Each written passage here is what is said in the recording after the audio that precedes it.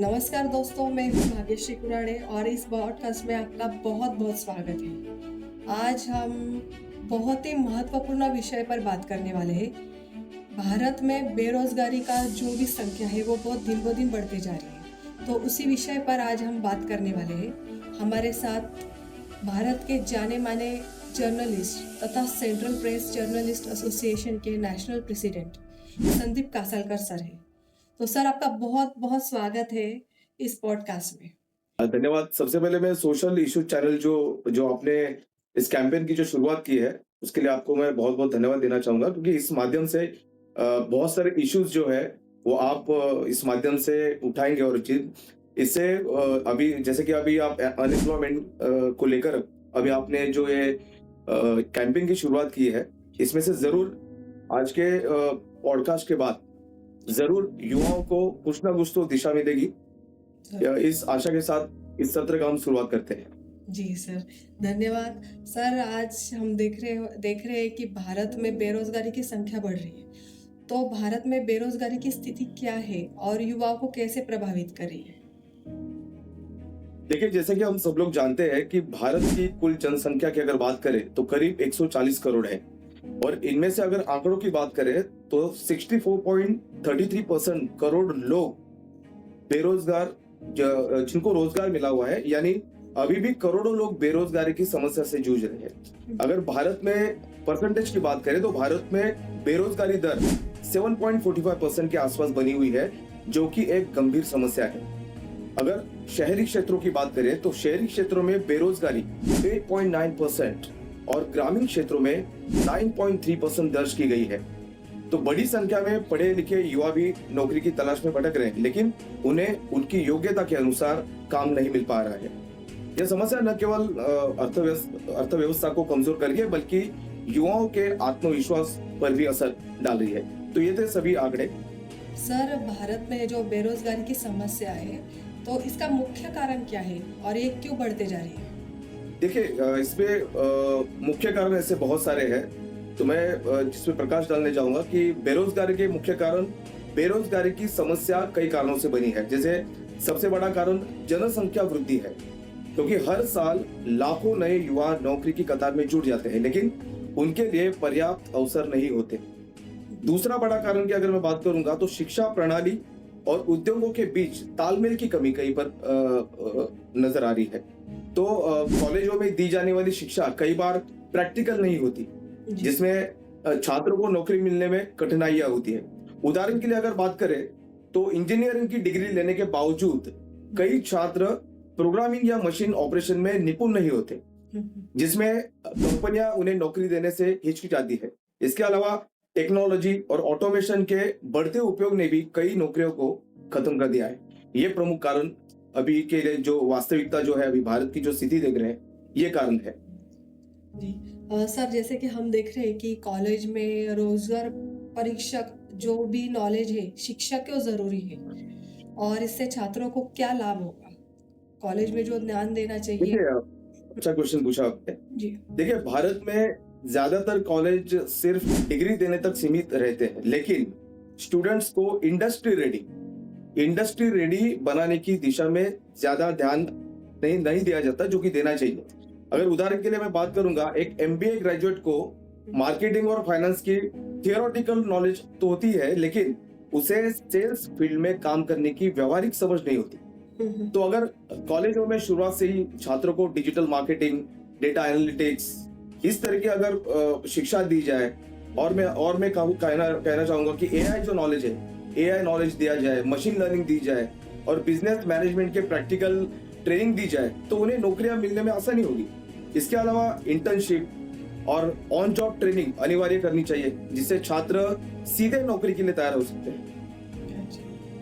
जी sir, आपका बहुत बढ़िया आंसर है। और सर, और एक बात है कि बेरोजगार हमारी जो सरकार है, ये बेरोजगारी कम करने के लिए अलग अलग योजना चला रही है, बट उसका जो भी प्रभाव है, उसका क्या प्रभाव पड़ रहा है इस युवा के अंदर? भारत सरकार की अगर बात करें तो सरकार बेरोजगारी को कम करने के लिए कई योजनाएं चला रही है, जैसे आपने कहा, लेकिन इनका सही तरीके से क्रियान्वयन होना जरूरी है।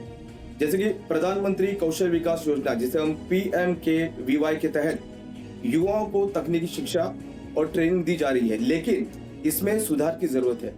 मनरेगा के तहत ग्रामीण क्षेत्रों में 100 दिन की गारंटीड नौकरी दी जाती है, लेकिन यह स्कीम केवल अस्थायी समाधान प्रदान करती है। मुद्रा योजना के तहत छोटे व्यापारियों और स्टार्टअप्स को लोन दिया जाता है, जिससे स्वरोजगार को बढ़ावा मिल सकता है।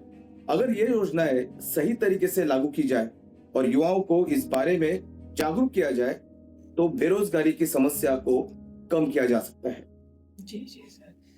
सर अभी जो भी प्राइवेट कंपनियां हैं और जो भी स्टार्टअप्स बेरोजगार है, ये कैसे काम कर सकते हैं? देखिए, ये सवाल भी आपका बहुत महत्वपूर्ण है, क्योंकि प्राइवेट कंपनियों और स्टार्टअप्स की भूमिका प्राइवेट सेक्टर भी बेरोजगारी को कम करने में अहम भूमिका निभा सकती है। कई बड़ी कंपनियां अपने कर्मचारियों को स्किल डेवलपमेंट प्रोग्राम के तहत नई ट्रेनिंग दे रही है, जिससे उनकी कार्यक्षमता बढ़ रही है। स्टार्टअप इंडिया जैसी पहल के चलते कई नए बिजनेस शुरू हो रहे हैं, जो रोजगार के नए अवसर प्रदान कर रहे हैं। उदाहरण के लिए मैं डीप लेवल तक बात करूं तो जोमेटो और स्विगी जैसी कंपनियां ने लाखों डिलीवरी बॉय को रोजगार दिया है, जबकि डिजिटल मार्केटिंग, कंटेंट राइटिंग और फ्रीलांसिंग जैसे क्षेत्रों में भी तेजी से रोजगार के अवसर बढ़ रहे हैं। अगर कंपनियां ग्रेजुएट्स को ट्रेनिंग देकर जॉब रेडी बनाए तो यह बेरोजगारी को कम करने में जरूर मदद करेगा। सर अभी जो बेरोजगार युवा है, ये कौन कौन से नए अवसरों का लाभ ले सकते हैं और ये कैसे कर सकते हैं? देखिए, अगर सरकारी योजनाएं और प्राइवेट कंपनियां ही रोजगार नहीं दे पा रही है तो युवाओं को खुद भी पहल करनी होगी, जैसे कि freelancing, digital marketing, YouTube, online coaching और छोटे व्यापार आज के समय में शानदार विकल्प बन चुके हैं। उदाहरण के लिए कई लोग ब्लॉगिंग, वीडियो एडिटिंग और ग्राफिक डिजाइनिंग जैसे स्किल्स सीखकर पर घर बैठे अच्छी कमाई कर रहे हैं। तो सरकारी योजनाओं के तहत मिले लोन का सही उपयोग करके लोग किसान उत्पाद, बेकरी, कपड़ों की दुकान या इलेक्ट्रॉनिक रिपेयरिंग जैसे छोटे व्यवसाय भी शुरू कर सकते हैं। अच्छा सर, जैसे कि आपने कहा, मतलब खुद आत्मनिर्भर बन के लोग कर सकते हैं, बट ये आत्मनिर्भर बन के बेरोजगारी से कैसे लड़ा जा सकता है सर? देखिए, आत्मनिर्भर बनकर बेरोजगारी को हराना बेरोजगारी के खिलाफ सबसे बड़ा हथियार आत्मनिर्भरता है।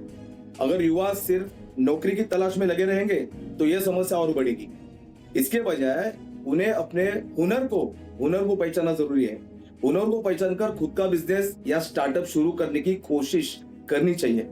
उदाहरण के लिए कई गांवों में महिलाएं स्वयं सहायता समूह बनकर सिलाई, बेकरी और जैविक खेती से आत्मनिर्भर बन रही है। इसी तरह शहरों में लोग ऑनलाइन स्टोर्स खोलकर लाखों की कमाई कर रहे हैं।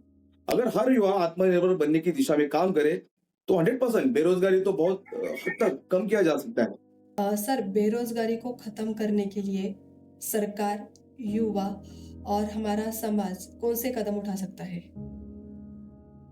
देखिए, ये जो हमारी बातचीत अभी चल रही है करीब 10 मिनट से, इस पर मैं और आपके क्वेश्चन पर मैं एक निष्कर्ष देना चाहूंगा कि एक सामूहिक प्रयास की जरूरत। बेरोजगारी एक गंभीर समस्या है, लेकिन इसका समाधान केवल सरकार पर निर्भर नहीं होना चाहिए। कॉलेजों को रोजगार परक शिक्षा पर ध्यान देना होगा, कंपनियों को स्किल ट्रेनिंग देनी होगी और युवाओं को खुद भी नई स्किल सीखकर आत्मनिर्भर बनाना होगा। अगर हम सब मिलकर काम करेंगे तो भारत को बेरोजगारी से मुक्त बनाया जा सकता है।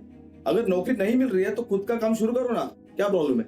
हर हुनर के एक अवसर बन सकता है। सर, आपका बहुत बहुत थैंक यू सर इस पॉडकास्ट में। बहुत बहुत धन्यवाद भाग्यश्री जी कि आपने मुझे अवसर दिया इस पॉडकास्ट का एक भाग बनाने के लिए और युवा तक पहुंचने के लिए मुझे जो आपने जो अवसर दिया उसके लिए मैं आपका बहुत बहुत धन्यवाद करता हूँ। और सोशल इशू चैनल को मैं फिर से एक बार उनके लिए कामना करता हूँ कि आपका चैनल बहुत जल्द से जल्द और भी बड़े बड़े विषयों में आप उससे बातचीत करें। हम हमेशा आपके लिए तैयार है और हमारी पूरी ऑर्गेनाइजेशन आपके लिए तैयार है। बहुत बहुत धन्यवाद। Thank you sir, and thank you for Social Issue Channel founder and CEO Mr. B. Sudarshan, and thank you for all social issue team. Thank you so much.